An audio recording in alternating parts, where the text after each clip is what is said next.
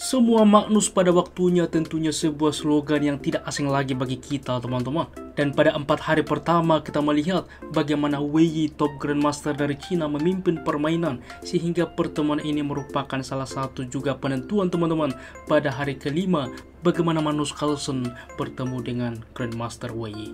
Dan tanpa berlama-lama langsung saja kita simak Magnus Carlsen putih memulangkan dengan kuda ke F3 memilih pembukaan Reti atau Joker Tot, di mana pembukaan ini ke depan cukup mudah direposisi menjadi pembukaan yang lain. Lalu dibalas dengan D5, G3 mempersiapkan Fianchetto, G6 begitupun dengan hitam double Fianchetto ke depan, gajah ke G2, gajah ke G7 dengan setup di papan kita melihat King's Indian Attack double Fianchetto. Rokade juga dari putih dan E5 menguasai sentral. D3 mendorong juga ke depan pion ke 4, lalu kuda ke C6, pion ke 4, pertukaran terjadi, lalu menteri juga langsung menukarkan menteri menuju endgame dari Wei Yi, pertukaran, dan gajah ke G4 mengepin kuda. Pion ke C3 terlebih dahulu, di mana cukup penting teman-teman. Apabila diusir ke depan tentunya ada potensi juga untuk kuda ke advance ke sentral. Sehingga terlebih dahulu C3 mencegah kuda ke sentral, maka kuda ke F6, lalu barulah H3.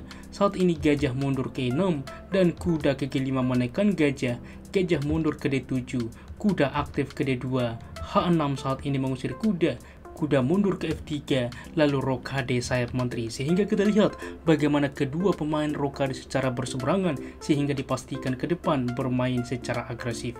Bagaimana Magnus merespon? Ia benteng ke I1, mensupport juga pion ke depan supaya kuda dapat mereposisi diri.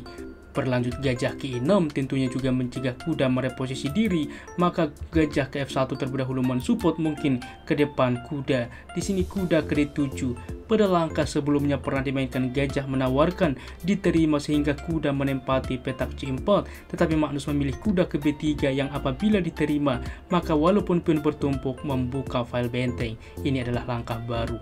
Pion ke A5 juga direspon oleh Wei Yi, di mana mendorong ke depan mengusir kuda, sehingga saat ini peta ini ke depan dapat ditempati oleh kuda hitam. Maka gajah ke E3 lagi-lagi tetap mensupport kuda ke depan. Di sini A4, tetapi ditunda tidak langsung kuda untuk advance, tetapi dipilih mundur teman-teman, yaitu dengan kuda mundur ke D2. Gajah ke F8 saat ini lagi-lagi juga menambah support, mungkin menukarkan ke depan sehingga kuda hitam dapat menempati petak C5. B4 berlanjut lagi-lagi mensupport, N pasan terjadi, pertukaran. Kita lihat teman-teman membuka file benteng saat ini. Gajah ke C5 baru dan gajah mukul gajah, kuda menerima mengancam pion lalu B4. Kuda mundur juga ke D7 dan kuda ke C4 saat ini yang notabene-nya disupport oleh gajah. F6 terlebih dahulu karena kita lihat teman-teman ke depan ini terancam, oke? Sedangkan apabila dilakukan skak, maka kuda akan menutup sehingga mengurangi juga perlindungan terhadap pion sentral yang 2 kali diserang oleh putih. Oleh sebab itulah di sini F6, maka benteng tetap melakukan skak, kuda menutup dan benteng ke A1 menutup benteng. Kuda ke B6 direspon menawarkan kuda walaupun membiarkan pionnya bertumpuk. Karena seperti ini, mungkin ada yang bertanya mengapa tidak diterima saja saat ini kuda dengan ide gajah menerima baru kuda mengancam juga gajah. Masalahnya teman-teman, gajah ke 6 skak memaksa tentunya kuda mundur kembali dan kuda ke 4 mengancam ke depan apabila juga ada potensi bahwa kuda ke petak E7 ini adalah smother mate atau skak mat jepit. Jadi sangat-sangat keren tentunya. Di sini pun keunggulan bagi putih. Oleh sebab itulah di dalam pose seperti ini Grandmaster Wei Yi kuda juga ke B6. Maka kuda memukul kuda skak, pertukaran pion bertumpuk, tetapi di sini juga cukup leluasa ke depan membuka juga ruang bagi raja supaya benteng mensupport kudanya. Di sini kuda ke H4 mengancam pion, gajah mundur mensupport, kuda ke G2 bermanuver ke depan teman-teman. Kita lihat bagaimana manuver yang coba dimainkan ke depan oleh Magnus Carlsen. Raja betul saja ke C7 dan kuda ke E3, kuda ke C6 menawarkan juga benteng. Di sini benteng langsung mundur teman-teman. Sebuah opsi yang cukup menarik dibahas juga secara live, bahwa pertukaran benteng adalah sebuah pilihan, tetapi tentunya waktu mereka juga sudah mulai krisis dengan ide kuda baru juga saat ini memforking pion, dipastikan salah satu pion hitam akan tumbang. Dan kita kembali teman-teman, di sini dipilih menarik mundur juga benteng ke A3, maka benteng ke D7 menumpuk benteng ke depan, gajah ke C4 menawarkan, dengan senang hati diterima oleh hitam, lalu B5 saat ini mengusir kuda, kuda mundur kembali ke E3, dan kuda ke E7.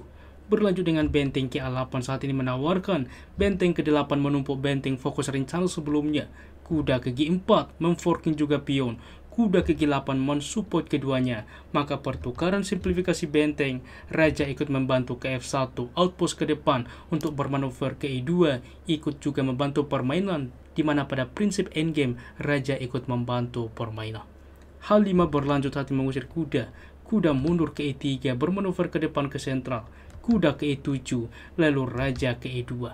Saat ini benteng berpindah atau bahkan juga untuk saat ini raja outpost sebuah pilihan, tetapi F5 dipilih. Di sini juga langsung F3 mensupport teman-teman.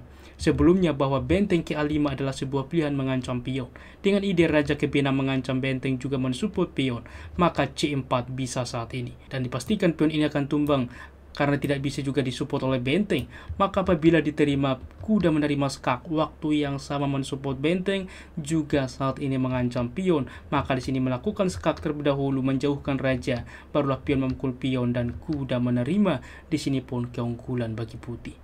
Sangat-sangat menarik. Kita kembali teman-teman di dalam pos seperti ini. F3 dipilih, maka H4 saat ini pertukaran terjadi membuat benteng ke H8, maka pertukaran lagi-lagi pion dan benteng ke G1 menguasai file terbuka.